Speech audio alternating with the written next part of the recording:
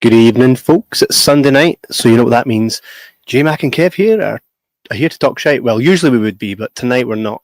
Tonight we're actually going to be chatting some really cool stuff with a really talented writer and actor that is Simon Phillips. So recently, I mean, this kind of came on my radar, this film, Silent Bite, just recently when a lot of friends of mine were sharing it. And then a friend of mine, Chris McPhillips, thanks for connecting us, Chris, had actually kind of done a wee bit of sharing and connected us with Simon. And we love vampire films and we love Christmas films. So what better way to start the Christmas season, because it's the 1st of December, than with Silent Bite. J-Mac, we've both watched it. I'm not going to actually ask you much about it because I'd wait till Simon's on and we can chat about it. Silent Bite is available now for streaming and Blu-ray. I've seen some Blu-rays kicking about on Amazon, on Instagram, so we'll need to get ourselves hooked up with that. So make sure you guys check it out. J-Mac, you looking forward to this episode? Always. I'm never not looking forward to it. Actually, no, that's a lie. There have been a few episodes that you've kind of made me really not look forward to, but this isn't one of them. The one that springs to mind was "Go Down, Moses." Remember that classic? Yes. But no, looking forward to this one, man. It should be a blast. Looking forward to talking to Simon. Perfect. Well, I'm going to go and play the trailer now. That'll be something we'll have to edit out later on because YouTube will be like, you've not got the permission, even though the writer's on the show. But I digress. Ladies and gentlemen, enjoy the trailer here for Silent. Ladies and gentlemen, Simon Phillips, welcome to the show, my man. Hello. Thank you for having us, guys. Our pleasure, exactly. You know, there's one thing that we always ask guests, mainly guests that are in the film industry that make films, but what is your favorite film? Leon. I don't even know what that is. Do you know No, that? Leon. Wow. Leon, a classic, man. Yeah, I haven't seen it since I was young, but yeah, I think I saw it at an age where I probably shouldn't have, right? You know, like sort of, I'm sure it was, but I mean, yeah, it's out in '94, and I just, the Leon. It's called The Professional in some places, depending on where you are. 'Cause I told a bunch of people about it, and they go, "I've never heard of it." I was like, "Oh, Luc Besson." You know, Gary Oldman. I was like, it's like one of the Gary Oldman's like finest. Well, Natalie Portman's first film. You know, there's a bunch of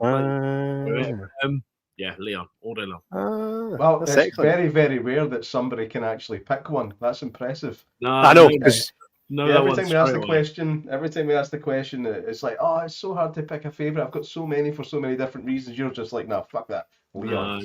If I was on a desert island, I had one film. That's the movie.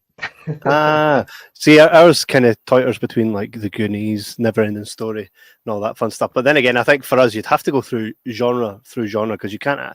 It's really hard. It's like a favorite song, isn't it? It's like, how do you really define what your favorite song is? Suppose it's the one. Yeah, I mean, definitely. I understand people, by the way, that can't pick one and go, well, no, it depends on what mood I'm in, what genre. Yeah, I mean, I do understand that. So, because like obviously, you're not always in the mood for that sort of thing. Every now and then you're in the mood for Toy Story, aren't you? You know, sort of, it doesn't really, do you know what I mean? It is horses for courses. So I do understand when people can't pick a favorite. It's so true as well. Like the mood you're in can affect how you feel about a film. Like if I'm not in the right, like the first time I seen Interstellar, I hated it. It's now one of my favorite films.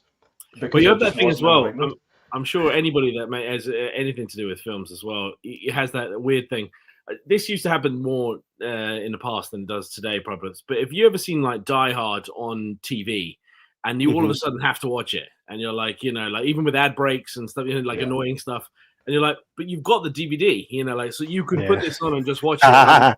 But because it's live on TV, I don't know what it is. And obviously you have to like the movie. But if you did like the movie, like I like, you have to watch it. You just have to. Yeah. And it's stupid because you're like, well, I've got a Blu-ray of this. I can watch it in better quality right now on this end without the ads and stuff like that. But you still have to watch it. I don't know what it is, but that again, it's your mood. There's a nostalgia element to some of it. I remember. It's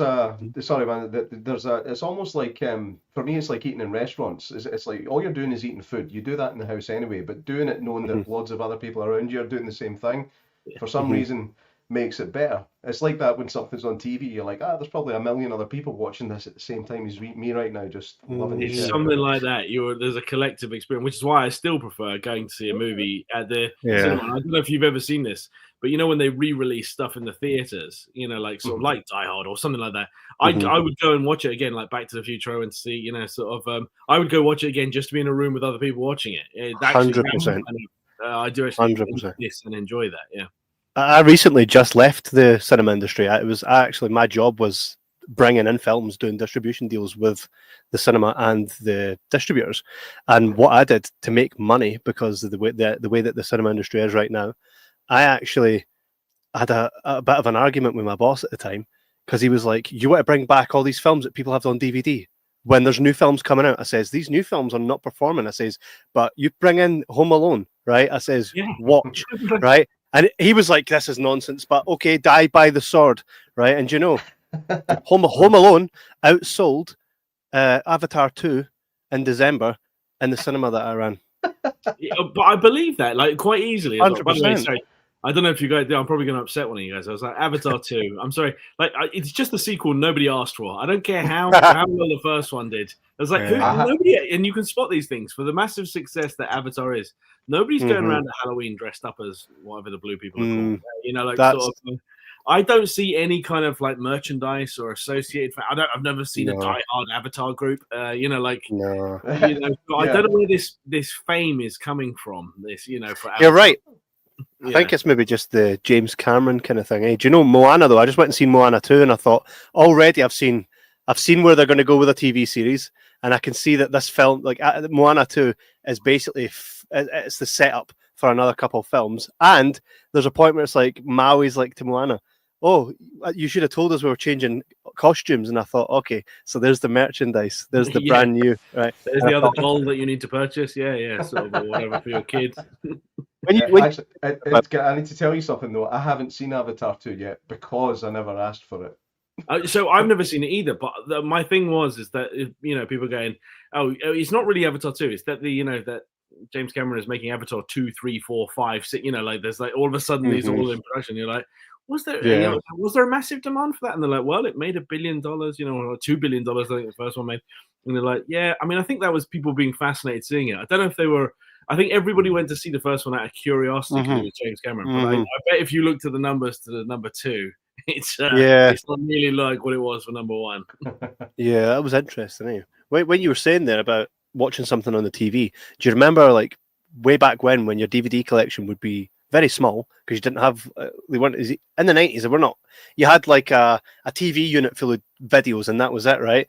But do you remember watching a film and then your mum's like, "Right, we need to go now," and I'm like, "I'm not going to see the end of it, and I don't know when I'll ever see this again." So you just have to like forever ponder what happened at the end. That was the worst type of cruelty, and I think that's kind of why you stay glued to the TV, regardless of whether you have it on. You still got those 90s instincts, eh? You see, like, kids for today, right? They'll never have that. They'll never, they'll never know what that fear that you just mentioned. They'll never understand what no. And you're like, no, you legitimately could have left the TV. You're not even sure of the movie name sometimes because when you're watching it live, you don't. 100%, and you couldn't press the button to get the information up. You wouldn't know. You're just like, right. You just might be like, in fact, I should tell you, between us 3 gentlemen, there's definitely obviously a bunch of movies we saw halfway through. We never quite got the name of it. But we never 100%. Finished the story, and we never didn't get enough information to ever see it again. You know, like it wasn't 100% or something. You know? Well, do you know when I first got the internet, the first thing I did was went onto forums like, was it Ask, which was no, it's the second thing, right? But it's like Yahoo Answers as well. So what I would do is I would go on and I would just write in, can anybody tell me what this film is? And I would explain the couple things I remembered from it, and then from that I would find lots of really good films. There is a bunch of. I've seen a bunch of threads that are like that in filmmaker groups where they go, right, I don't know much about a film, but it had a blonde guy with it, and then it would describe it in detail at least one scene they can remember, and then someone in the group would go, oh, yes. You can imagine the joy that would be to somebody. Be like, yes, that's it. You know, like I swear. That was most definitely, I was the guy that got joy from that, finding films that I was like, I thought I'd never see this again, especially when they were foreign. There was a film, something to do with the Spider Witch or something, where she basically convinced everybody that she was a witch.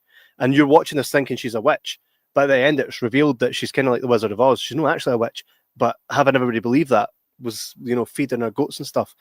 It's one of those things I'm like, did I actually watch that or did I just dream it? But I feel like it's a real film. That one they'll be like, Kevin, I think you've just gone to sleep, like sometimes, and that's where some of the best. That sounds like a sleep paralysis episode more than a film. Probably.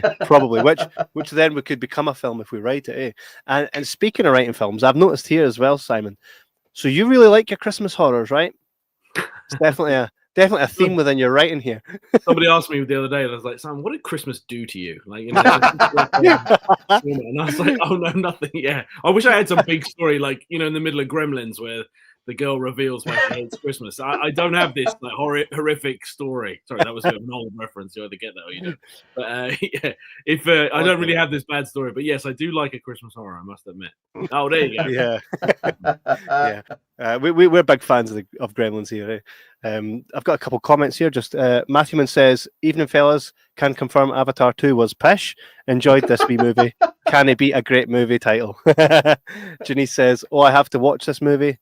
Andy Gibbs says the hype behind Avatar carried it, the marketing advert too. And then Matthew goes on to say, "I'm still tracking down movies I remember as a kid that I haven't. The Foggiest's what they're called. Always a great feeling when you find one. Absolutely is." Yeah. Nice.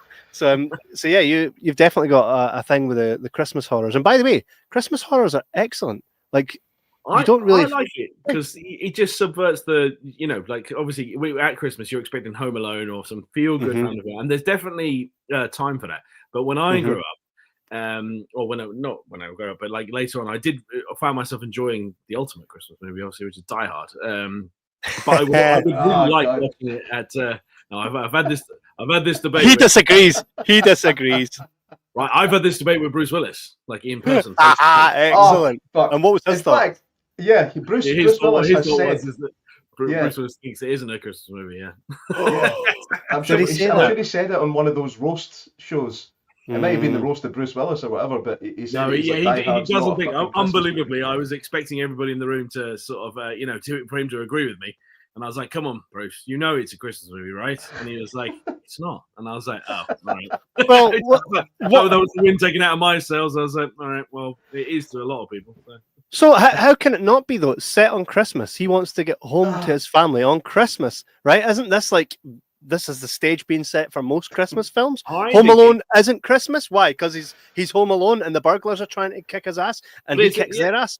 Same premise. Exactly. They're all trying to get to family reunification, isn't it? Sort of. It's like right trying to get home on Christmas. Home for Christmas morning. Like that's the idea, isn't it?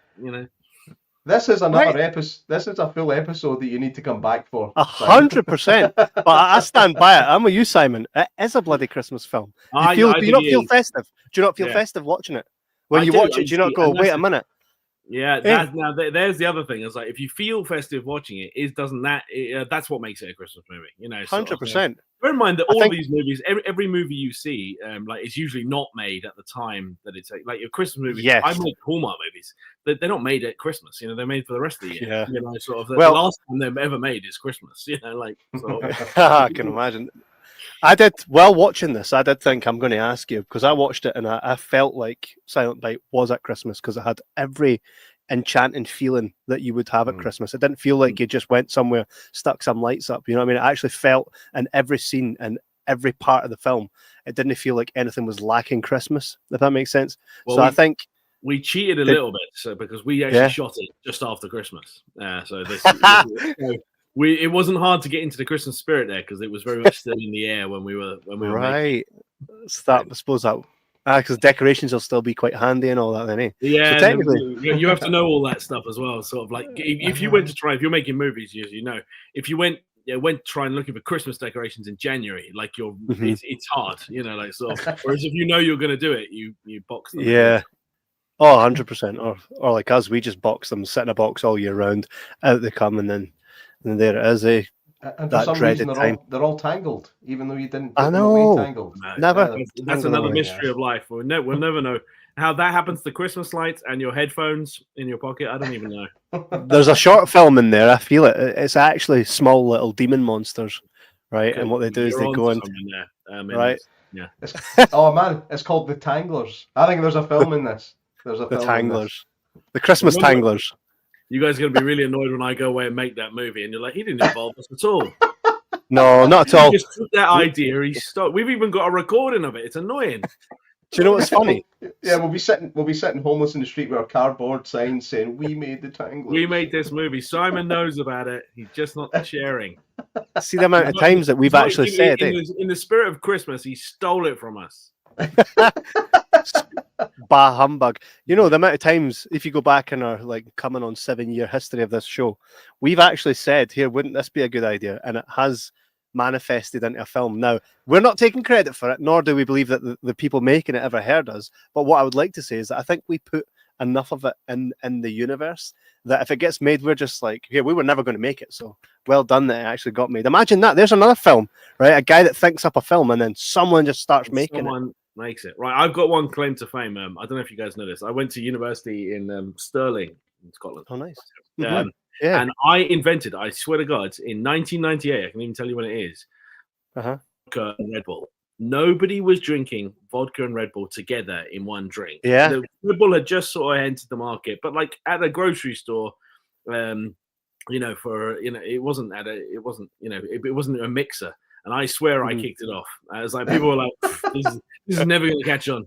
You know, like, I was like, oh, it's like an energy drink. It was, and obviously at the time it was a very strange thing. You know, like so people they didn't drink that. And I was like, I couldn't even get it in a bar. That's like it wasn't even served in a bar. Yeah, any bar.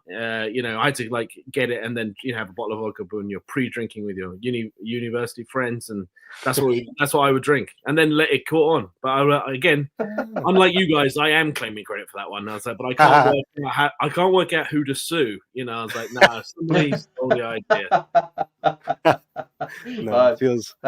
No, vodka does make Red Bull taste better. It does. It's an excellent mix of a drink. I mean, you don't want to have 4 or 5 because then you're like just staring at the ceiling, wondering why you can't get to sleep. But you know, like but still, I mean, it's still an awesome drink. I don't think I've ever actually had it. Red Bull now, that's mental. Which is great. Jay Mack is the drinks connoisseur here. Anyway, there's no other drink that Jay Mack hasn't tried, and that includes. Vodka Red Bull, probably. which you owe me a thanks. You know, so thank you very much, Simon. Right, thank you. I feel better. You see, you've probably made that all right. I was like, right, one person has given me thanks. I feel okay, good. Validated. And it was a t-shirt. Thank you for Red Bull and vodka, Simon Phillips. There you go. So, what's your favorite vampire film? Before we ask you what your favorite Christmas film is, right? Let's see how this surges. Let me start with when I came about Silent Bite, right? Here's how I pitched it. Now, if I tell you how I pitched it, you're going to get a bit of that information. It's not quite what you're asking, but I was like, right, we're going to make Reservoir Dogs meets From Dusk Till Dawn set at Christmas. I wrote that in my notes. I'm literally going to show you. I literally wrote that in my notes. I shit you not. Watch this, right? No. I was watching it. What's my part? Oh.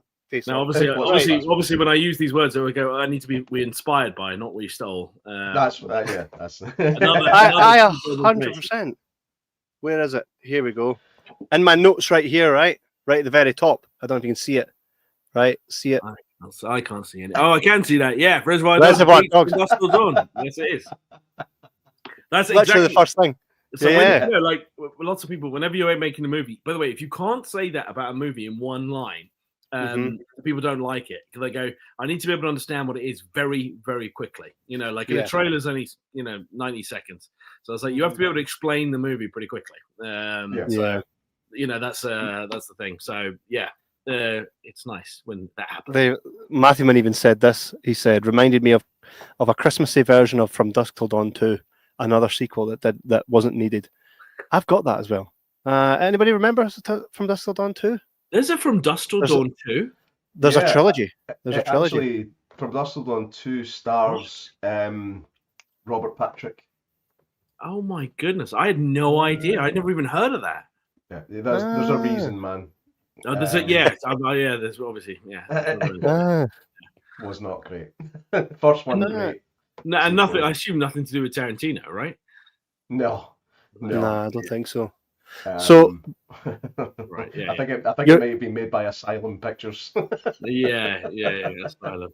So did you go in there with did you go into the process of writing it, thinking I'm going to make something that's like From Dusk Till Dawn meets Reservoir Dogs? Yeah, I knew that was exactly what I wanted to do. You know, so I'll tell you why, because I knew as well that we had a filming location which is in Canada, which is where you're talking to me from. So nice. I had a place very cold, very isolated, and I knew the place that we could film at. The guy was, offering it up, and he offered it up at a very particular time of year. He goes, "Look, I'm going to offer it up just after Christmas because it was completely dead."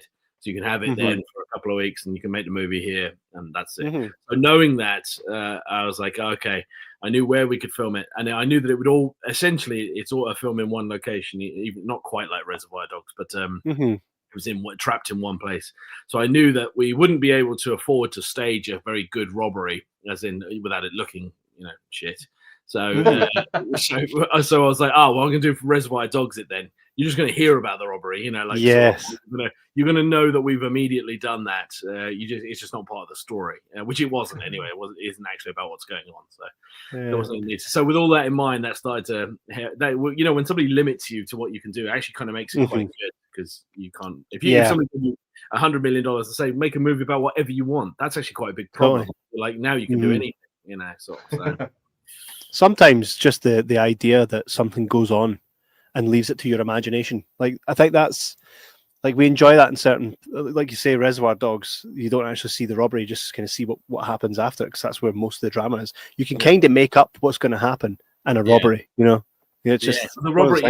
That was definitely a genius stroke there, because the robbery, you knew that the robbery was incidental, but actually hearing them all talk about it and having their different opinions about it as well is actually worth much, much more when you don't see it, because you're like, I now have to depend on Mr. White describing what Michael Madsen was doing. As was he crazy, or was he sort of you don't know whether to believe it or not, as because you can see it, so.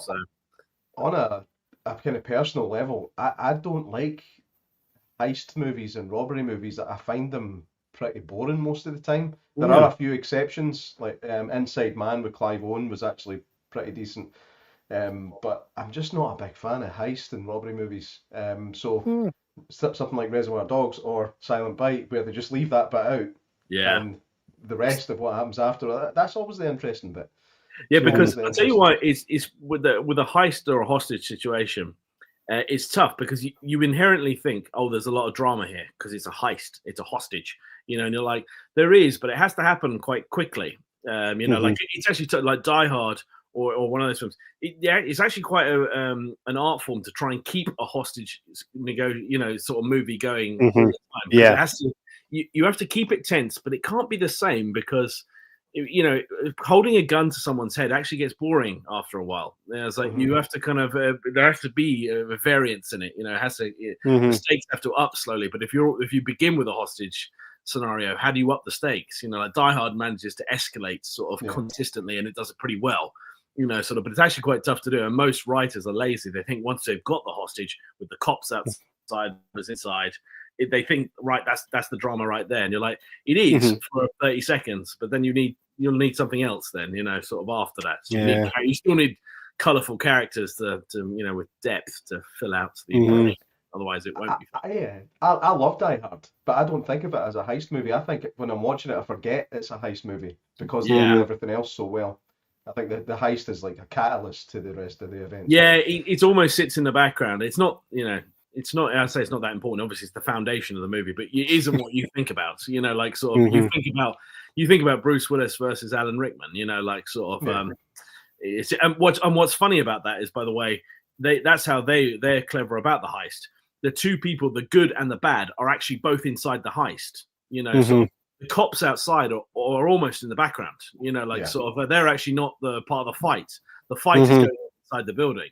So that's what makes that heist better, because normally when people do bank robbery heist things, the good guys are on the outside, the bad guys are on the inside. There's maybe something in the middle, but in that one they completely invert it a little bit.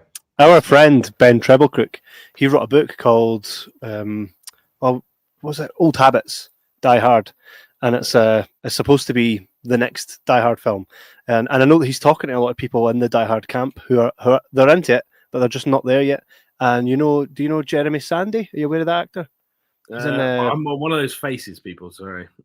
He's in like Deep Horizon, that with Mark Wahlberg. You've probably definitely seen his face. Yeah. Well, his dream is to play John McClane, and he shave his head off.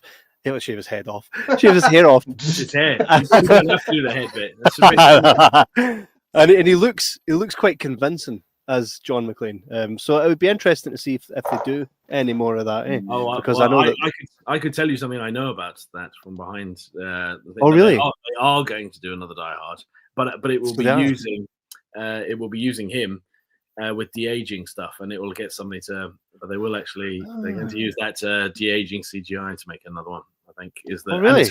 It's going to be about how he became John McClane. It's going to be sort of like a prequel. Well, so you won't know. Yeah, I know. That'd be even good. That'd be even better to get Jeremy. We done an episode with Jeremy. You'll see he does have a lot of likeness to John McClane when he. Remember we had the side by side, eh? So it would be pretty interesting to see how they do that. Yeah, they'll still have probably an actor do it, but they have. They apparently have all the stuff they need. They have his image, obviously, but and they have his voice, sort of. So well, we know his action. We know Bruce's stunt double. His name's Eric Barkey, and he's done pretty much the majority of his film, so it'd be interesting to see if they hit him back up to get that. It'd be pretty cool to see that, eh? It would be great. They'll either get it mega right or mega wrong. But that's you know what? Live would be genius, and that's probably what they're thinking over at Fox, isn't it? Going, right, if we do this, we cannot get it wrong. Then at the same time, they're probably looking at it going, you know, one more throw of the dice won't hurt them, because obviously, you know, Die Hard 4 and 5 were fucking terrible, you know, sort of. So I liked 4. All right, you like 4 probably after you saw 5, you know. So up until then, you're like 4. Die Hard 4 is my least favorite of them all, and then 5 came out, and you're like, all right, 5 is my least favorite. I like the whole, you know, you just took out that helicopter with a car. I was out of bullets, you know. Just how can you not love that? I mean, I did. Look, I'm guilty pleasure. Look, I did without name dropping here, but I did a couple of movies with Bruce Willis. Nice. And as soon as I did, you know, I was like wanted to phone every single guy I went to school with. I go, I'm looking John McClane like right in the fucking eye, right now. And then just slowly put my phone away again. Go on, sorry, Bruce. What were you saying? It's something else, eh? It's something else. We've managed since doing this podcast, we've managed to meet a lot of our heroes that we watched growing up. J Mac almost got battered off Lou Ferrigno. That was funny, and that's his hero. So it kind of felt like it was, but it wasn't. Eh? J Mac, is your mic all right? No, his mic's cut out. Oh dear, we can't hear you. Can't hear you, my friend. I'll lip read what he says. He says, "Yes, isn't that so funny, guys? Next time you go into a bar, just take a tab out in my name and I'll send you my details." What a legend, man. And we can drink. Is that fair? Are you sure that's all right?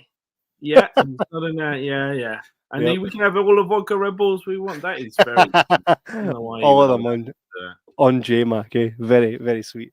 So when it came to casting, so see when you wrote this film, obviously I would imagine that you wrote your character, Father Christmas, as you, because a lot of the writer friends I've got to. I wrote all of the characters as the people that, 90% of them, right? I wrote the exact people that I wanted to play them. No way, and all of them, all of them came on to do it, Yeah, they did because of when we were shooting, and I knew this, right? So I have a lot of friends who are actors, you know, and I was like, I want to shoot something in the first week of January, and nobody is working in the first week of January, which is great because then you get film crew wise, you know, you get a really good DOP, you get a really good, you know, you get the team is available because everyone's like, I mean, you know, I'm not. There's no other projects kicking off till February. Anything big doesn't start in January, so. I wrote it with a lot of people in mind. I just did that old writers thing. I don't know if you know the writers. I actually write with a bunch of like headshots of people, pictures of people. You know, excellent. And when I wrote the script, I just wrote their name. So I was like, whenever it was ever was my line, I wrote Simon. If it was Nick's line, I wrote Nick. And then so when I sent them the script, I was like, when I say this is written for you, I do literally mean that, guys. You know, sort of. They just find your own name, and then later on, I will. No, we don't need 2 of you. I don't know. No, I know, right? I know. What? Right, can you hear me okay? There we go. Yes, there you go. I've kicked the other you. That was some fucked up shit. Yeah, I can hear the other me talking back to me now as well. We can't, thankfully. Oh, no, it's gone. You're just gonna have to live with that, you know. I know. The voice in your head. This is sorry about that. Kevin told me, obviously during the show, he sent me a little message saying, "Check your microphone." It's obviously been my webcam that's been recording me, so I've sounded the whole like time. shit I can tell up until this point. But hopefully this is a bit better now. But I had no idea. Sorry. I try to do it incognito so that it's so seamless that the audience doesn't realize that I've told him. He comes straight back on. He's like, my mic's fucked. Kev was telling me during the show. You're ruining the illusion, Jesus. People are under no illusion as to the shit that I need to go through on this sometimes. I think you heard what Simon was saying there, that he that's the best part. That is excellent. I didn't because after you stopped hearing me, I stopped hearing you. So I'm really sorry. Well, I'll recap very quickly. When I was writing the movie, I was saying I wrote. Kevin was asking me about did I write me as me? I was like, obviously I knew me was going to be me, Father Christmas. But when I literally physically wrote the script, I write it with actors' pictures in front of me, so I can hear what they sound like. I can look at the picture and I go, Nick, who plays the Grinch, sounds like this because he's a grumpy fucker, and and it makes it easy because I know the actual actor that's going to say the lines. Sailor there in the picture that you're showing on the left-hand side. Sailor plays my wife in the Christmas horror movies that I've done before. She plays nice.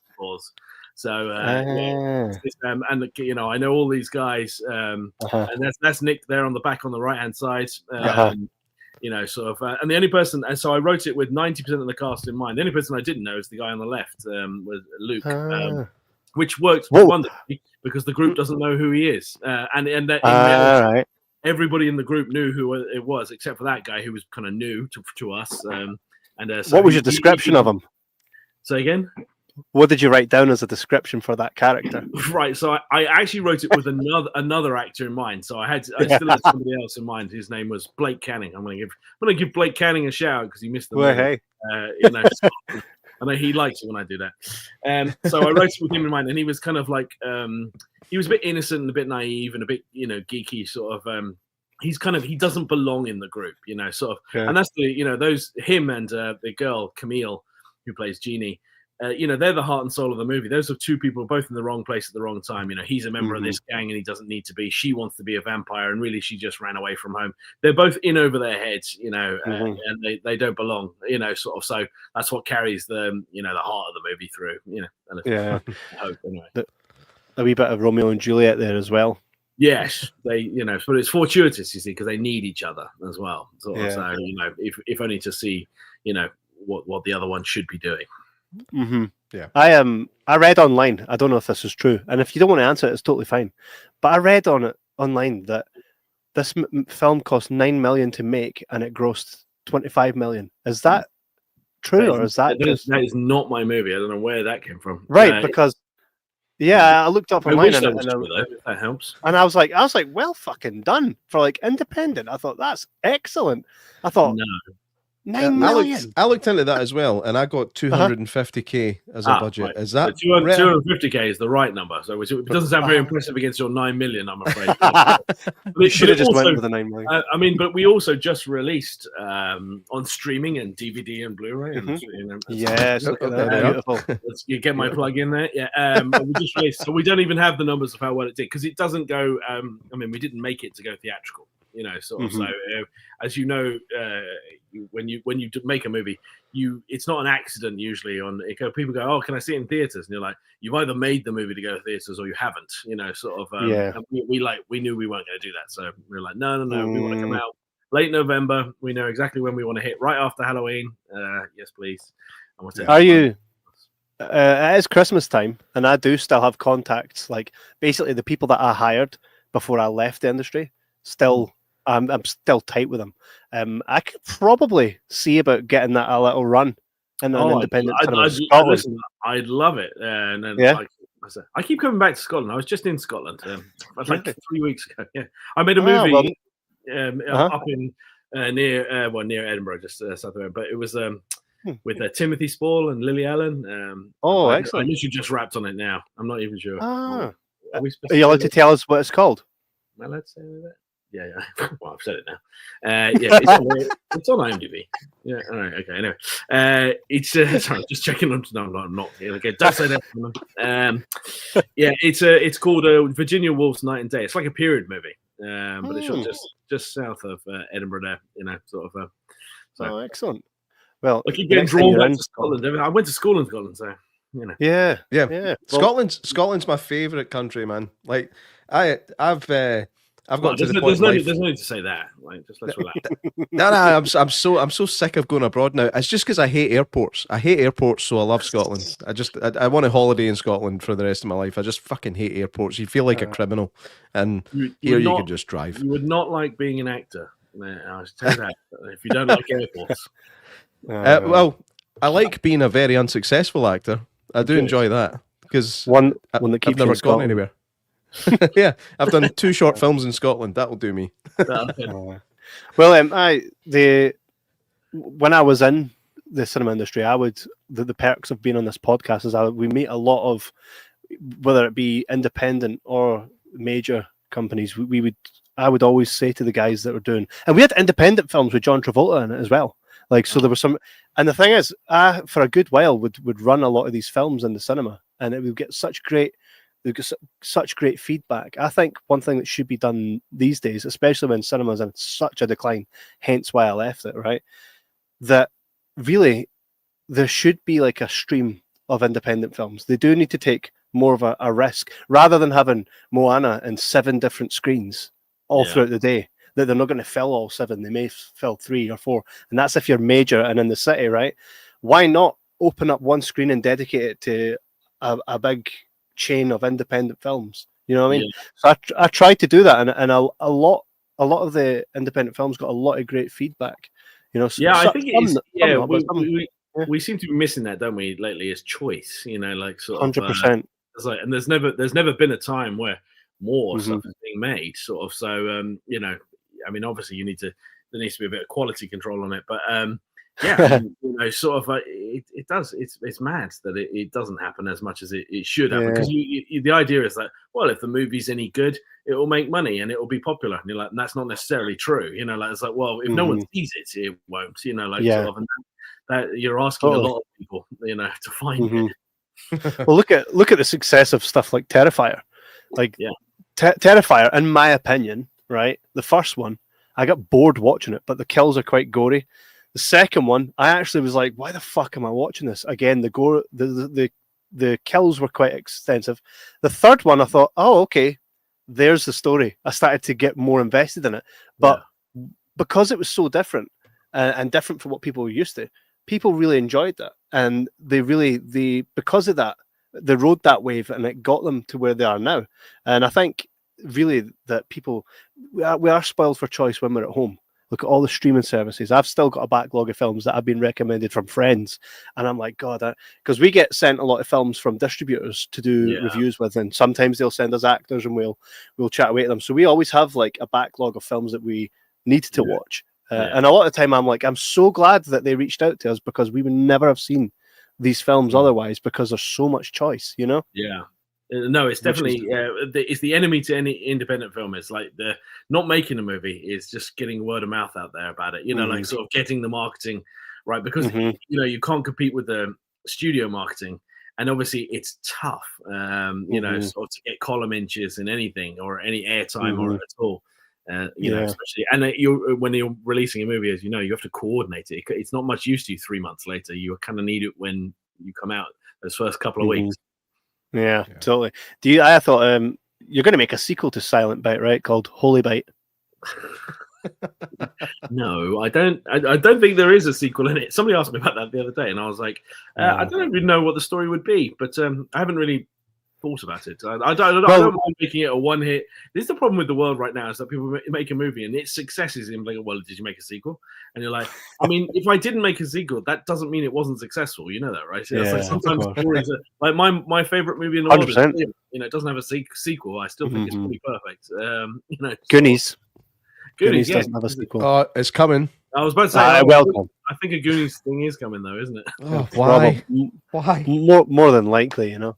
I think there could be more backstory into the vampires and where they came from. And they could be, but the beauty of Silent Bite, or like if it did well, you need the man versus woman thing, and it's hard to replicate that again without it. It's a bit like Die Hard 2. I should stop talking about Die Hard. People are going to think I'm somehow getting a commission. Die Hard 2 did pretty well at trying to make to go, right, we need another hostage situation, but it has to be different, you know, like sort of. And again with Die Hard 3, you know, that's like they kind of did all right at actually trying to. I was like, all right, that was kind of a masterful move in what is the same game. There's actually 3 people, you know, there's John McClane, a bad guy, and then a cops, you know, trying to, you know, and there's all the same people, but they mixed it up differently. It's quite hard to do that. In Silent Bite, it would be, you know, I would have to try and find a way to make the formula the same again. And sometimes those things feel a bit forced. Sorry, I loved the character of Rudolph. That guy owned the shit out of every scene that he showed up in. That guy, he would be very pleased to hear that, Dan Molson. So, and I wrote that with him definitely in mind because he's like a comedian. Well, anyway, he's just an hilarious guy. Anyway, just to even look at. I love that. Is he actually a comedian, or is he just a funny guy? He is a comedian. Yeah. Canadian comedian. Remember, lots of these guys are Canadian. So yeah, I love saying Canadian comedian. It's such a nice little thing to say every now and again. Oh, there's this Canadian comedian. What? Just call him a Canadian. Canadian, yeah.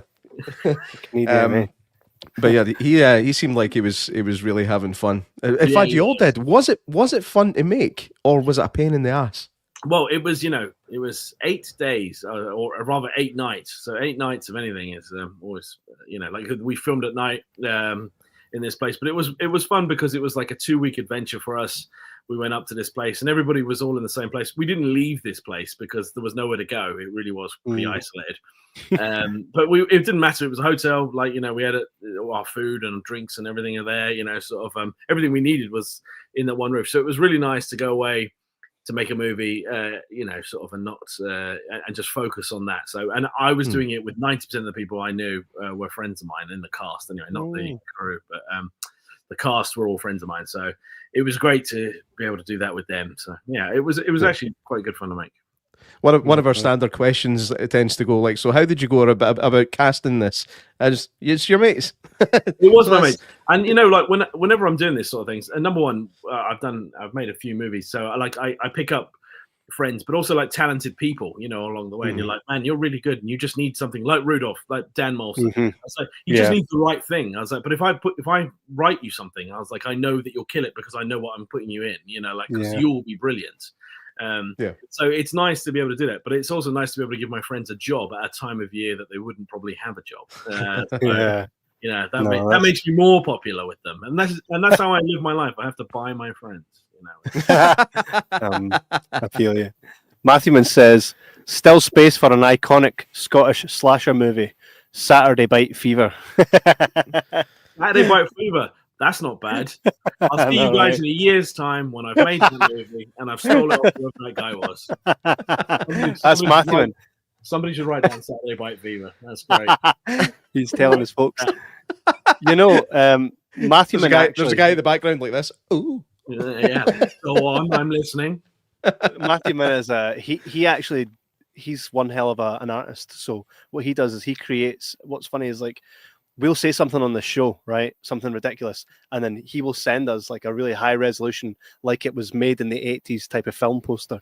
We've got there's a film poster out there called Zombie Tit Ripper 2, right? And it was me describing a film that I watched on TV that I couldn't find the name of. And I said, all I remember is a girl screaming in the street and a zombie runs up, grabs her tits and rips them clean off, right? And then Matthewman hits me with like an 80s style poster of it. It's actually amazing. So I will send you. I look forward to Saturday Bite Fever. He created Stabbington, which is a play on Paddington. Imagine a horror film. Which, by the way, right, we'll get to this in a second. And you could very well make Stabbington, right, which is Paddington, right?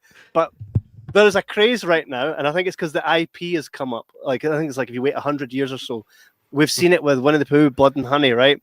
You created the Mickey Mouse version of that. If I'm correct in saying that it was along that same vein. You mean this guy? The Mousetrap. Yes. No, that there is phenomenal, right? The fact that it's like, so we're seeing. I'm waiting on the Goofy. I'm waiting on the Goofy one. So did a crew of you guys just get together like the Illuminati in a room like this and go, right, who's having Goofy? Who's having Mickey? I'll take Winnie. Like. Or did you just see that it was happening and go, right, here's my chance? And I see there is a sequel and there is a Mickey verse. Yeah. Look, that movie made way too much money for us not to make another one. I'll tell you what, we released that trailer came out. We dropped that. So we filmed the movie last year. And I filmed it in absolute top secret because I was like, after what we saw with Winnie the Pooh, I was like, yes, I knew that Mickey Mouse was coming up for like into public domain and it would be out of copyright. And I was like, yeah, people are going to do this. Like a bunch of people are going to do this. And the only thing we need to do is be first. I was like, so let's film the movie now and we will drop a trailer on January 1st. And we'll see what happens. So we dropped the trailer, and then 26 million people watch it in like 48 hours. Sort of, and it sells everywhere. Like, so the phone is ringing with people going, yeah, we'd like to, Japan would like to buy it. Random places. I've never sold movies before at all. Was so good on the phone. I was like, the only value was being first. I was like, as soon as we said that, Damien Leone, who makes Terrifier, Damien Leone is doing one, so he goes, I'm going to do one. Everybody waited to see what happened. I don't care who they are. They waited to see what happened to us because they were like, I think Disney are going to try and sue you because unlike Winnie the Pooh was a book, right? It's not actually Disney. But Mickey is not, number one, is still their trademark. It might be 100 years old. He's not just a copyright, it's a trademark symbol. And they go, Disney are going to take your homes, from you if you try and do this. And then they did. Obviously, we talked to Disney. They didn't. It was fine. That shocks me that there was no effort on their part to do anything like that because that's what they're known for. It is and it isn't, right? Sort of because it did. The other guy. Well, this is a marketing decision, by the way. The people that decided what Disney would do were marketing people, not lawyers. And the reason is that if Disney decided to do something to us, I think the internet would have trounced on Disney, and it would have been a PR nightmare for them because they'd be like, no, these guys, fair's fair. This is in public domain, just like Winnie the Pooh. You've had your 100 years or 95 years of, exploiting this character. It now belongs to people, and as such, the people can do whatever they want with it. Disney already extended the copyright on it 20 years the last time, and they shouldn't have. They got away with that. But it would never happen again. And so I think it was a marketing department that decided we're not. If we challenge these guys, obviously we're going to win. But then the chances is that we're going to lose the court of moral opinion, and if Disney wouldn't have looked very good for it, and they need any more of that. And people have that opinion that they're bullies anyway. But we didn't. I mean, I didn't find that. So I didn't find that they were. They must have known it was coming anyway. They just didn't know. They didn't know it was Simon making it. But they knew. They knew it would come from somewhere. I'm properly looking forward to Mickey Does Dallas. That's going to be. I hope you start see this Mickey one, and I've yet to watch it, and I will because I really. Listen, I should tell you another thing. It's not one of our best, in terms of movie, because it was a bit gimmicky, I'm very mindful of the movies that we make, and sometimes it works and sometimes it doesn't. I think Mickey worked wonderfully as a marketing gimmick. It was a slasher movie with Was it our best movie? No, absolutely not. And that's ground I hope that we make up when we do we open ourselves up to a sequel, and we expand the universe a little bit. But with any movie, if it doesn't feel amazing, then it doesn't feel amazing, that's you've got to live in that. The minute you think you made a perfect movie, you should just retire and stop making movies. Well, here's the thing, right? So J Mac and I aren't actually movie critics per se. What we are is we are right. Even though it's mad, right? A bit imposter syndrome. We get treated like we are from different companies that send us stuff, and they look forward to what we've got to say about it, right? But what we are is just fans of film, right? And it's more so how they make you feel, right? For example, some of our favorite films are Ouija Shark, which is about a shark hand puppet that kills people, right? Lamageddon, right? Killer Sofa. So, do you think the Beaster Bunny, my personal favorite. The Beaster Bunny, right. Killer Pinata. So, if you think that we would watch The Mousetrap and be awfully critical about anything in that, no, I think there's more chance that it's right up our street, especially guys like Matthewman who tunes in every time. No, we love movies for how they make you feel. In that case, guys, a couple of Blu-rays are winging their way to you right now. that would be excellent. Thank you. But I know, do you know what? We'll maybe do a watch along. We do a series where what we do is which I never thought would work, right? But it does for some reason, where we come on live and then on our other screen, we watch a film. So we get everybody at home. Yeah, and we get everybody at home to watch along with us, and they comment in as we're watching it, and they can watch us react to it. I thought, who's going to want to? No, people do want to do that. They do.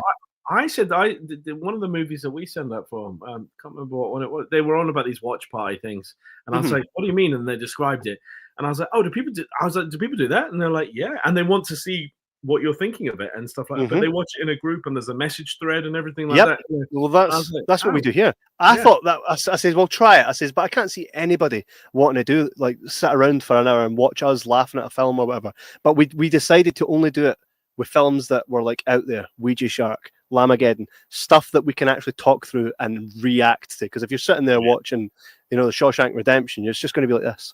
Yeah, you know what I mean, mean? You can't do it. Has to be a certain type of. Has to be. Yeah. And I think the Mousetrap may fit that.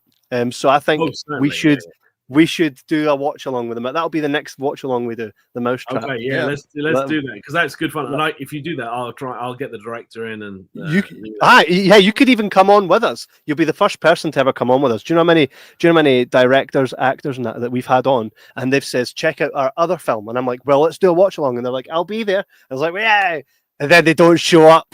No. I'm one of those sort of self-deprecating people. Like, so I don't mind.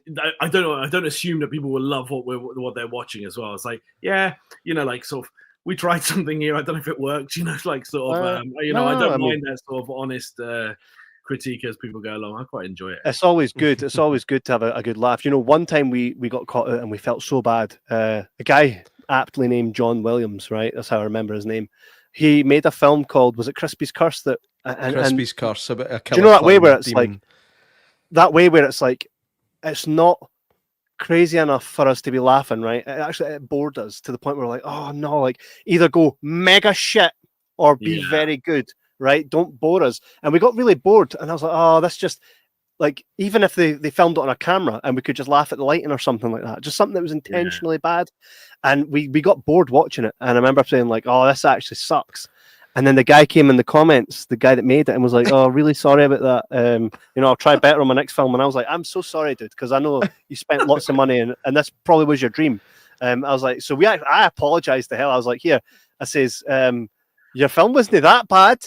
Here's the thing, like, at the moment in the world, right, there's this idea that if you say something and you offend someone, like, or you say something, that you're automatically in the wrong, like sort of, and you're like, well, it can still be true, right? You're like, oh, well, I was born, like, I mean, well, we were, I wasn't really saying it without agenda, but this is like, this thing that you can't do. But also, there's another tranche of people as well that bother me, is the ones that make something, particularly filmmakers, and they think it's like, I don't know, The Godfather. Like they think it's epic, and they talk it up and they talk it up and they talk, and then you go, okay, let me watch this. And even when you watch the trailer, you're like, okay, right, this looks terribly acted. This lighting looks terrible, sounds terrible. But if you were talking to the guy 2 minutes ago, he like it was the next. You didn't know how this hasn't been up for Oscars.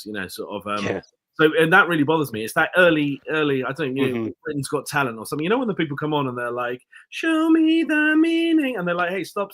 You can't sing. And the person's going kind of like, ooh, like me? And they're like, yes, you. They have a refusal to accept reality, sort of. And, and then people go, well, you shouldn't bully them, Simon. And you're like, but it's not bullying them if it's true. I would also accept the same back. I was like, if somebody goes, Simon, that was fucking terrible. 100%.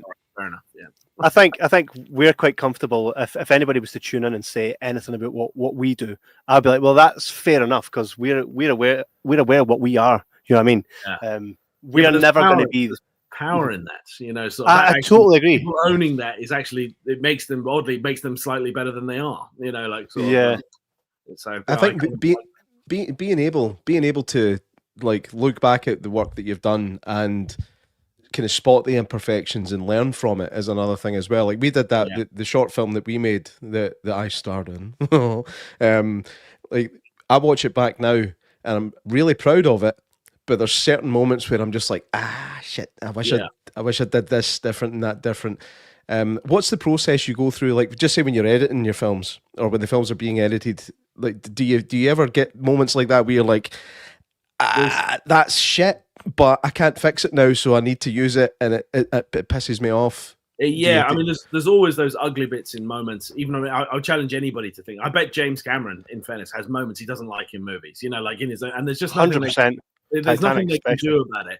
So they obviously, and they can reshoot and they can but at some point, somebody, you as a filmmaker, you got to draw a line under it and go, that's this movie. Whatever lesson we take from that, we have to take forward to another movie. You know, I've worked definitely with directors who are like, we have to reshoot this, we have to shoot additional stuff, you know, to try and fix it, you know, and you're like, the truth is like, it didn't work for whatever reason, it didn't work. But filming is very, like, you're trying to bottle energy, you know, like, so you're trying to catch lightning in a bottle there sometimes. And sometimes that works and all the departments work together that need to, and it looks and sounds amazing. And sometimes it doesn't and it falls a little short. And now, hopefully, more often than not, you've got it does work, you know, sort of, and then there's only, and then in the movie there's just ugly bits, you know, bits that make you wince a bit, going, this isn't, you know, I wish I had another crack at this, or we had more time to do this, or whatever the reason is, or more money to make the special effect work, or whatever. That most people probably don't even notice it as well, right? Yeah, you're your own harshest critic as well. Most, you're definitely right, Kevin. Most people don't care, you know, like 100%. You care, you know, like sort of this. But that's like the same as when actors look at themselves on screen. They go, "God, I look fucking. Why am I doing that with my face or my hands? No one's really looking at that except you. Yeah. You know, everyone else is just looking at the whole picture. You know, so you know, nobody's totally get that. As much. The biggest mistake I made when we started filming our film was I had a haircut 2 weeks before we started filming. So for like, it took us like a year to shoot the short film, just with schedules, just trying to get everybody together. But every time there was a shoot coming up, I had to go to my barber and ask him to cut my hair like he did it 2 weeks ago. Yeah. And every time I watch it, I'm like, oh, my hair's fucked at that. Like it's just not the same. But it's like, right, next time I do one, I'll get my hair cut the day before. That way I know that it's going to look the same pretty much. And that's something as simple as a haircut. And and that's the nightmare with anything, right? The minute you down tools or something, and this happens all the time, when you go, right, that's the wrap, and then you go into editing, and then someone spots a mistake, or someone spots, you know what we should do? We should have a scene of this. And they find a way that it could work. And you're like, and then everybody goes down this rabbit hole of trying to go, right, we could shoot this, we could make it like, you know, like this. And then something goes wrong like that, you know, like sort of something you can't predict. Someone's schedules, it doesn't quite look the same. Between the days, they've changed the makeup artist. The shirt that the guy was wearing is slightly different because they couldn't find the original one, so they tried to match it. And you don't realize it as an audience, but you know something is off. You just can't put your finger on it. It doesn't look right. The lighting isn't quite the same because, you know, you've come back a month later trying to do it and try to recreate something that was there naturally, and it doesn't, you know, I don't know, something, they changed the bulb in the room or something, you know, so it's not the same. And it's 1,000 things that you won't be able to predict. That's why it's always good just to go and film it and get it, and then whatever you've got is whatever you've got, and make that work as best as you can. Yeah, obviously, the classic. I'll fix it in post. Too much time like that. Now, thankfully, on independent films, that usually, if you get people that are worth their weight on it, they know that fixing it in post is dangerous. So they're like, no, let's get it right now. Yeah, so they know that that's also a way of saying it won't happen later. You know. 100%. Janice says, I love the watch-alongs, which are great. Matthewman says, I quite liked Crispy's Curse. Lol. I'll get it. We'll need to try and watch it again. Wolfman's Got Nards says, you're pish. He means that about us. Wolfman's Got Nards, actually. What did I do to wrong you? No, he's saying that J Mac and I are pish. Oh, okay, I understand that. Sure, that makes sense. You should actually, man, my neck is so sore today. I had my 40th birthday party last night, and people say, "Oh, once you turn 40, you start getting aches and pains." I woke up this morning with a fucking trapped nerve that I didn't deserve, and I'm not even 40 yet. Jay, you don't know you didn't deserve it. That's just other people to decide. Exactly. You're welcome. Don't make me laugh too hard, man. It fucking hurts. Wolfman's Got Nards is actually the biggest YouTuber in the UK when it comes to film, so you should definitely connect with him. I'm sure he would enjoy. Well, then I definitely support him slinging you guys off. Wolfman says, "Don't dare belittle Titanic. That's my baby." Do you even know who you're talking to here? I've got like 5 or 6 different models of Titanic in my living room that my family are like, why you got all these boats? Wolfman, we need to chat about Titanic. That's also one of my absolute favorites. And there's a scene in that where you see it's like a PS1 version of a guy walking like this around the boat. Did you see that? So walking like I've Vince seen this McMahon. on YouTube. Yeah, it's They left that in the 4K edition as well. oh yeah. You could I just think see if that. they tried to edit that out, but or did something better. You're like, no, leave it as it was. No. Exactly. It's I like think that's- people like it now. It's like people like that bit now. Leave it in. People like to laugh at it. People Actually, pause it and look at that bit. Yeah. yeah. I want to go back to something you said earlier quickly. You filmed this in 8 nights, mate. That is fucking impressive. Like, Yeah, that was- how did you manage to do that over 8 nights? Well, so part of that, right, is I shall let you into my little process here, which is knowing when you write it, you have to know that it's going to be like that. And I was like, because lots of the scenes have 4 or 5 people in it in one room, and then we go to another room and it has 4 or 5 people in it. So lots happening because there's a lot of characters, sort of. But it happens. They happen in just 4 or 5 different rooms if you think about the locations. And then you keep revisiting the locations. So, for instance, in the reception area, the first room that we're in is the reception desk. But then throughout the movie, we come back to the reception area. That means one whole night of filming is dedicated to the reception. So they go, we do the first scene, second scene, but when you break it up throughout the movie, it doesn't feel like it's a movie all in one location because you keep visually switching stuff. And then it doesn't work for every thing, but like we don't go to the swimming pool that often, but we go once, but that takes up one whole night is in the swimming pool. Right, that's difficult. That's logistically difficult to do. But then everything like in the bar and everything, all happens all night. So it means we kind of write it in a way that it can be scheduled easy. It's like we have one whole night in the bar. So everybody that appears in the bar has to be in the bar.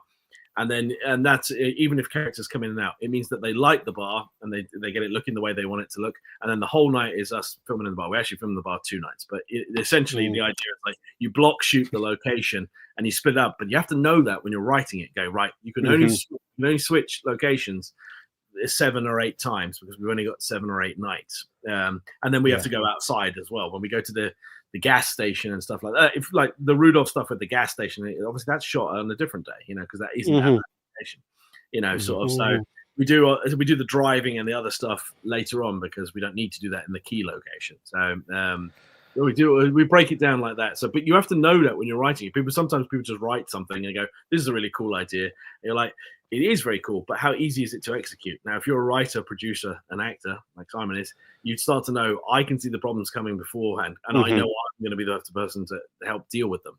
So I'll write it in a way that it's easy. I'll write it with people I know that can perform on the day very quickly. That they won't need 3 hours to do something very simple, and I'll assemble the right team of people to do it quickly. So that's the only way you have a hope of doing something low budget, quickly. 8 days isn't a big shoot, sort of. But obviously, every film needs 50 people, to just because there's 10 people in front of camera doesn't mean there's a whole army of people looking at you behind the camera. Yeah, I can imagine. So it's clear that you're multi-talented here, right? So say a genie comes out of the bottle and says, "Okay, Simon, we're going to give you the biggest budget to write, or we're going to put you in the biggest budgeted film that's going to be like the Avengers, like the next Avengers, that will make you like people chasing you down the street. They want an autograph because it's you, right?" What do you choose? Do you see yourself more as a writer or as an actor? If you could choose one of those. I don't know if you like. This is the problem with the world in the moment is that people think they have to be one thing, right? And it's like when they go, well, they go, "Are you a writer or you're a producer or are you an actor?" So I was like, well, I spend most of my time, I guess, producing. I guess really, I was like, but I've done the most amount. If I've been in projects, I've got a lot of acting credits because those nothing easier than turning up and being an actor for someone and then just going, "All right, I'll see you in 12 months when the premiere is," and you have nothing to do with the process until that happens. I can do the most amount of that work for other people. That's pretty easy. I like acting the best at stuff. I started writing and producing to enable being an actor. I was like, well, I don't want to sit I don't want to sit waiting for the phone to ring as an actor. So I'll do some stuff. So I feel busy, I feel productive, and then I'm in my mind, I'm like, I'm still working towards being an actor. I'm making my own work. It's easy. So yeah, and the reason I asked that is because Billy Bob Thornton, we had him on this show, right? He doesn't view himself as an actor. Yes, he views himself as a musician. He views himself as a musician who acts. Yeah. Right. Now he is. Yeah, it is. But it's people. A lot of people have that. Joe Pesci feels like that as well. I don't know if Joe Pesci wanted to be a singer, not an actor. And he's like, it's the same sort of thing. It's like it doesn't mean there's any less value in people going. No, absolutely not. I don't know that you do these other things. You know. Sort of, I was talking. I did this movie with Timothy Spall. You know who he is? It's like a British. Yeah. He sees himself as a painter. Yeah. Oh, didn't know that. And he paints. He actually paints. I was like, oh, really? And I was like, yeah. So I was like, and he actually paints. He called it one of his afflictions. You know, sort of. But he's that's what he's. And he acts. You know, acting. He does this for somebody else. You know, sort of. But he enjoys doing it. It's just like he goes. You can enjoy something as well. You know. So he goes. It doesn't mean I don't think I'm an actor. You know, sort of like people go, oh, I'm not a food critic, but I like going to a restaurant. You know, sort of as go, oh, well, yeah. You know, like you can do things you enjoy without making it your sole purpose. Yeah. Sort of, absolutely. Just people just feel like that. But also, I think what you think throughout your life changes as well. So you kind of get things where you go through phases and you go, oh, I was an actor, and now I'm going to be a writer and a director, and then, or something. You know, and I don't mind when people change. Well, look at Taylor Sheridan as well. He started out as an actor, but always was very good at writing. I don't think he realised how good at writing he actually was. Yeah, and I think a lot of the similar kind of themes, he wanted to just do stuff.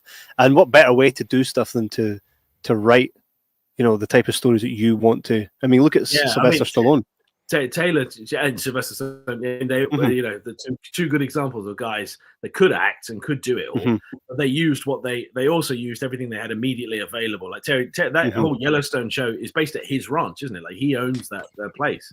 And you're like, yeah, I mean, and he just wrote what he knew, and he just wrote a great story, but in a world that he knew. So yeah, it's mad, but it's good. I would encourage people to do it. Like actors, I don't think there's any space for people to go, I'm just an actor today. Even to, no, you know, you have to have a hand in it a little bit. Absolutely, I think creative is creative, isn't it? And I think there's something beautiful in creating anything, really. As long as really you enjoy doing what you're doing, and then when you get to that point where it's done, you look back on it and you're very proud. That's what we do every time we do an episode. Most episodes we're very proud of, you know what I mean? Yeah, but I think, and then that way you actually, and that's a very good point that you guys are bringing up. That way, when you do something and you're proud of it, it doesn't matter if someone else doesn't like it. You're like, well, I'm proud. I hear what you're saying. You can still acknowledge its fault, but you go, yes, but that's where we are, and that's what we're doing right now. Yeah, absolutely. And I think anything with that absolute, like when you've got like when it comes to putting this show together, so I do everything in prep, but when I'm prepping for that, I don't prep like I need to get this done. I actually set aside time and I enjoy what I'm doing. Even like from the graphics you can see here, I think, right, what would work well with that? There's a creative process. I don't know how you guys did that, but it did work well. I can put away. I'm pretty sure it wasn't. It wasn't you guys. That was all him. That was all him. I watch the movies that we review, and then I come on and talk about them. I've got the easiest part, but I have tried to take some of it away from Kev at times. I've said, "Listen, man, do you want me to try this?" He's like, "No, fuck off. It's mine." It's like I think he's got in his mind what he wants to do, and I'm fine with that. Like he can. I could have made your life a bit easier. Though I could have given you the Photoshop file for that post.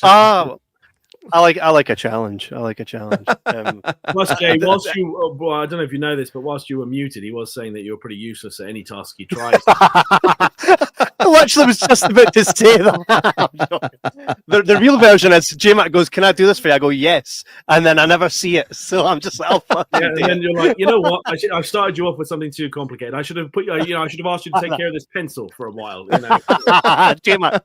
Just make sure that pencil stays sharpened, okay? You come back with it in 2 pieces. Going, I tried, man. It got away from me on the desk. You didn't tell me it rolls. You know why didn't that happened with a Dorito? That happened with a Dorito in real life. It literally happened. You could not fucking write it, right? We were doing the one chip challenge, the spiciest Dorito in the world, right? We were going to film it. So as going to the location, J Mac's like, "I'll take it." I was like, "Okay. Here's the box that it comes in. Keep it in the box." "No, I'll no need that." Takes it out of the box. I goes, "But you'll crush it." "No, I won't."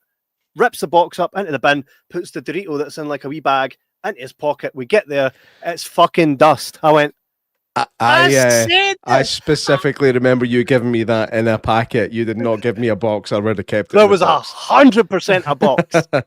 We can agree to disagree, and we can do a whole fucking episode on it, right? Right? That's what we'll do, right? Dorito Gate. We'll do it later. Obviously, unwittingly opened some old wounds here. Yeah, it was a fucking Dorito, man. That one Dorito. But to be honest, he took the majority of the powder anyway, and he had proper Lost Boy tears coming down his eyes. So it was well worth it. Good. He got what he deserved, is what you're saying, Kevin. 100%. So what's your favorite vampire film? Right. That's complicated, okay? Because I said For Dusk Till Dawn earlier, which was referencing this one, which I don't really think of as a vampire movie. Same. That's why I was. I enjoy it, but I don't. If somebody was describing Dusk Till Dawn, you might actually leave out the word vampire every now and then. Sort of not. Yeah. A bad thing.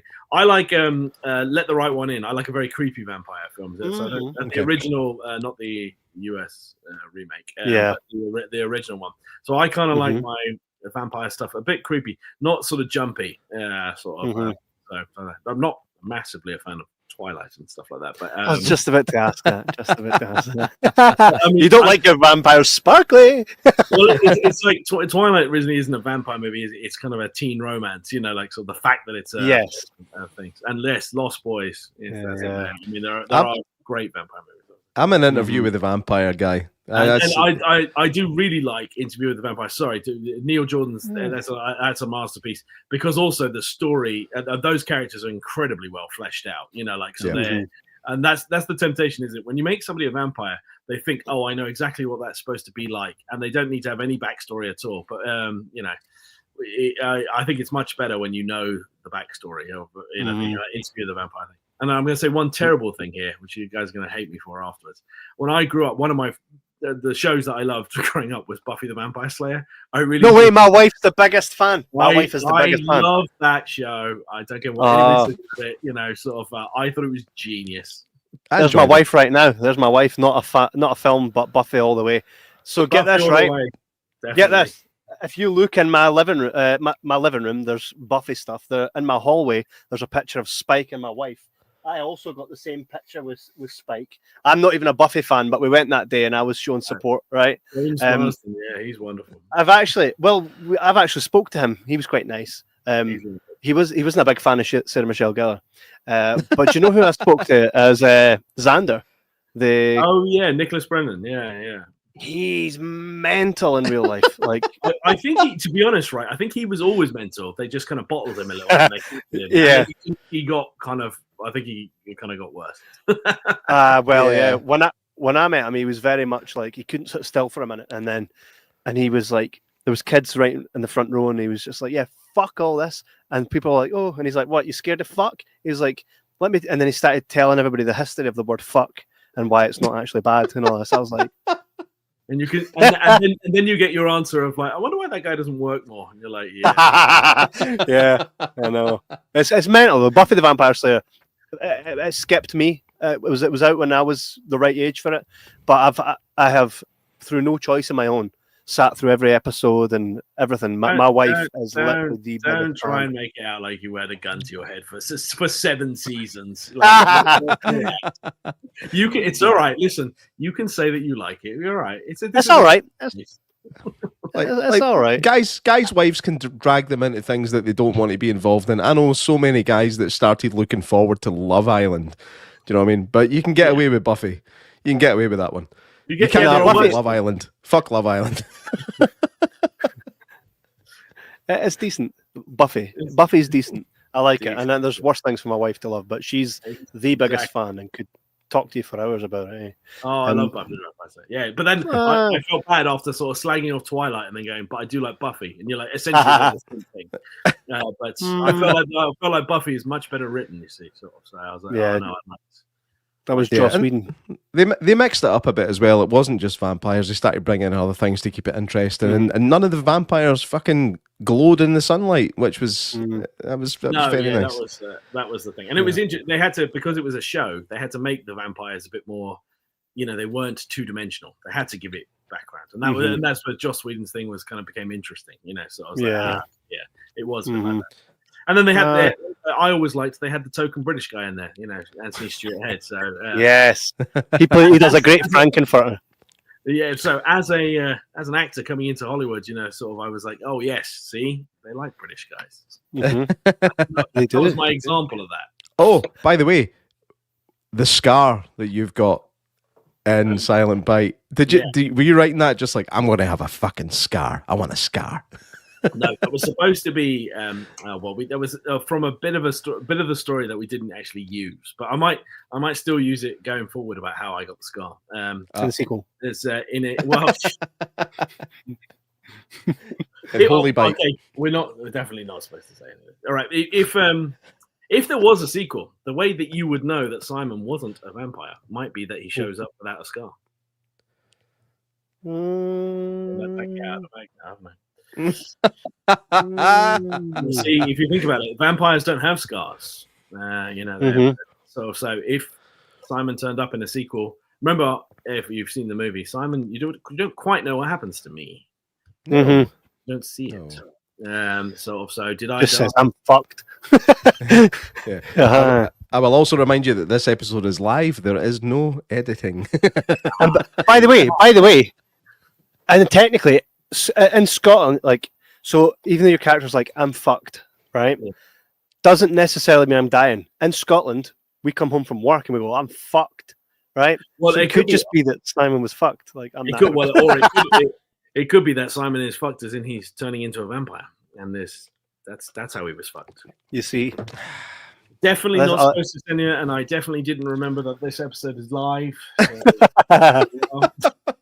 It's easy. Just cover it by this. J-Mac, like the show is called Jibber Jabber Podcast. Yeah, we've done a little document. Yeah, and when we did the wee documentary thing about it, I was asked, what is Jibber Jabber? And I says, well, Mr. T says, quit your jibber jabber, which means stop talking shit. So technically, you could be like, well, the show's called Jibber Jabber. You go on there to talk shit. I was just talking shit. And that absolves everything. This is how we got past everything. You see, that's why we're not being ripped off. You guys get paid the $0.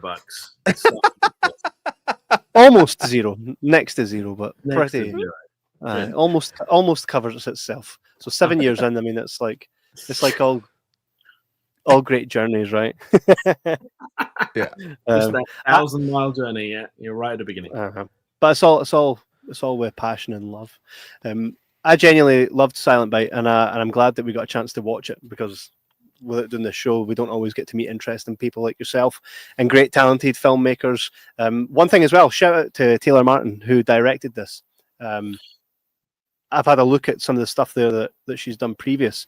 Did you think that between the two of you, like, did she totally get where you were going, or did she have any hand in writing that at all? I met Taylor at a film festival, and her movie and my movie won respective categories. Like, and we just got to talking, and she was like kind of interested in something slightly out there. And I had just seen her short film because it was on just before our feature, and I was like, oh, okay, well, keep in touch, And then that process, came into this, and and her entire crew, they're from Buffalo, New York. They're the people that came up to film it. So I didn't actually know any of the crew.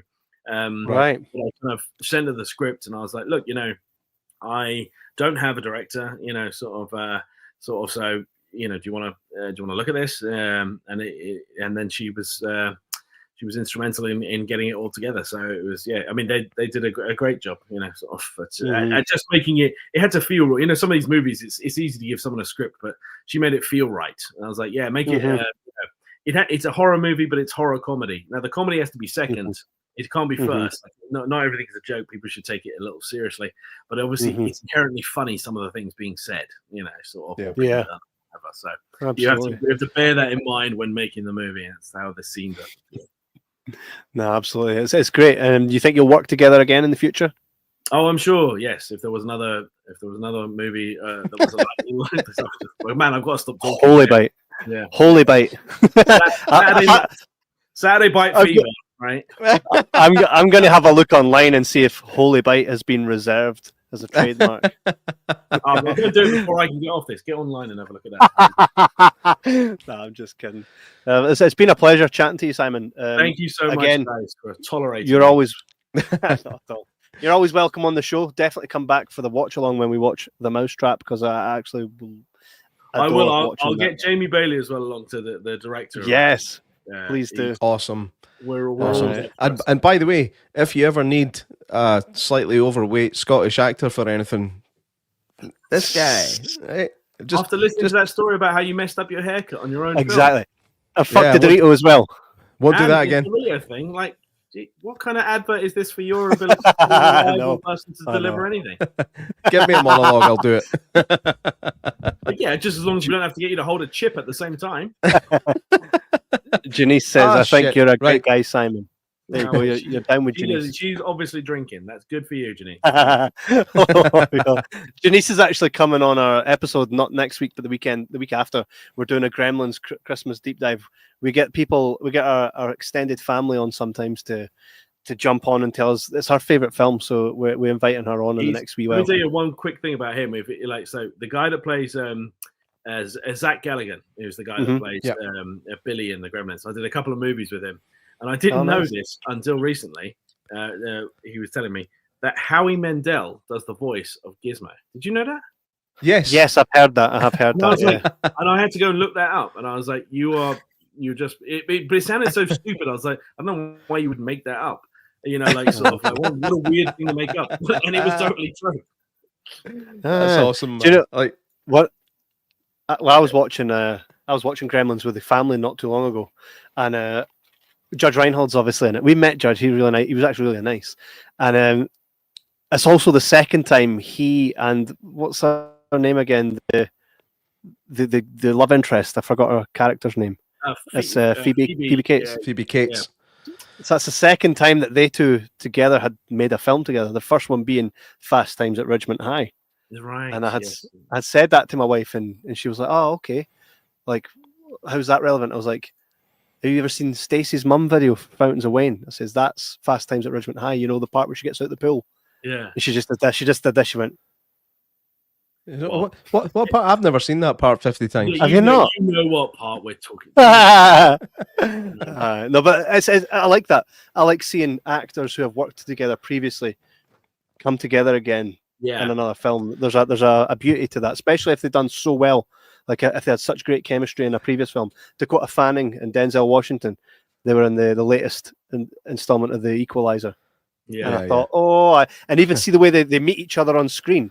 I was like, they're totally. This is for me. This is for me. Going back to Howie Mandel for a second. Do you remember a film called Little Monsters with Fred Savage?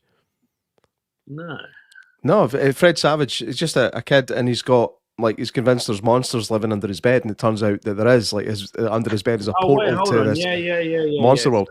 And Howie Mandel plays the kind of main monster character. This blue guy, I can't remember his fucking name, but he looks like a punk. He looks like straight out of The Young Ones, but he's blue. But man, that was a mainstay of my childhood when I was growing up. It was quite creepy at bits, and at the age, I think it came out in '89, so I'd have been 5, 6. Shit, my maths is terrible. 5, yeah, I would have been 5. When that came out, I remember finding him pretty scary. I watched it again recently, and it's just funny, man. It's such a good fun movie. Little Monsters, give it a watch if you get a chance. Give it a watch, yeah. It's vague, but I think I know what you're talking about. Yeah. I'll definitely check that out. Definitely. So keep in touch, Simon, and we're going to tell everybody about Silent Bite after the Simon show. Bite. Simon Bite. Did I say Simon Bite? No, I said Silent Bite. Is that good, Simon Bite? Simon Bite. Like Rob Zombie, you should just start from now on. Call yourself Simon Bite. Like Wolfman's Got Nards literally calls himself Wolf Nards on Facebook. So I'm missing a trick here. I need to get these people. Up your nards. For sure. I'll chat to you after the show about getting Silent Bite a wee run here in Scotland in the cinema, because absolutely, yeah. I'm all up for something like that. Yeah, pull some strings on that. It'd be good, and it's Christmas time. It'd be great time for surely someone would want to see something a little fun. Exactly. Don't take yourself too seriously. No, and it's a good it's easy watching at no point, because a lot of time we'll get a film, and if it's made independently, it's a hit or miss. You'll get films where you go, man, I had to really try.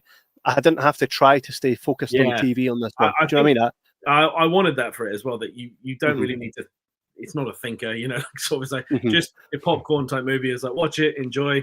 Immediately afterwards, you can forget about it. Don't worry. Like it's just a past No. Christmas time, sort of at some place. No, but Also, it's definitely great, I like great little moment at the end. By the way, I loved the very last moment of the movie. Oh, I the thought very it was last fucking moment. brilliant. Yeah. Yeah, he Awesome. wants to be in the sequel. there's always a way. I hear they're bringing back Dexter, so there's always a way. There's always a way. Yeah, it doesn't matter how Absolutely. impossible it seems. Nobody cares as well. You know, like sort of people go, no, but at the end of the last movie, I was like, no one cares. Don't worry. Well, you think no one cares, but have you seen Misery? Yes. Kathy Bates' character, she talks about the story. Guy goes off a cliff, but she's like, "You've robbed us." Sorry. I thought you were about to tell me that. Have you seen Misery? And then you were about to reveal that there's a Misery too. You know, like sort of like how. Sorry, I didn't realize. Yeah. No, I now know she says that you were talking about. Yes, yeah. So there are always those fans out there that it's like, no, you can't just do that, and that's sometimes us. That's sometimes us, but they do exist. So you better watch. There are unwell people out there that's confused. And if I Canada is a snowy place. No. I'm telling you, man. If I could see my inbox, sometimes people like write the correct. Can you come and help us with our marriage? You're like, what are you talking about? You know, like. Really? Or, like there are crazy people out there. I don't know how they have email accounts. There should be some sort of check to give someone an email account. Yeah, I agree with you. Also, if anybody would like help with their marriage, hit us up. Just go ahead and put my email down at the bottom there, Kevin. Thanks. Yeah, I'll connect you with Simon. Excellent. It's been an absolute pleasure. Sorry we've kept you half an hour longer than we intended to, but it's been a great conversation, Simon. Good job. And yeah, definitely. And we hope to see Silent Bite doing great things. And who knows, if there's a sequel, we'll definitely be looking out for it. Yeah, or that film I was telling you about that I came up with called Saturday Bite Fever. Yes. Well, pretty soon. I'll send you a wee picture of Stabbington, but and Zombie Tit Rippers too. But watch out for Stabbington because Matthew Mann's he's one hell of a guy. Ginny says lol. Yeah, there's definitely a movie in Stabbington. But again, Simon, thanks very much, man. It's been an absolute pleasure. Thank you, guys. Absolutely, mate. And we will see you on the next one, my friend. Take it easy, guys. Cheers. Bye now. See you later.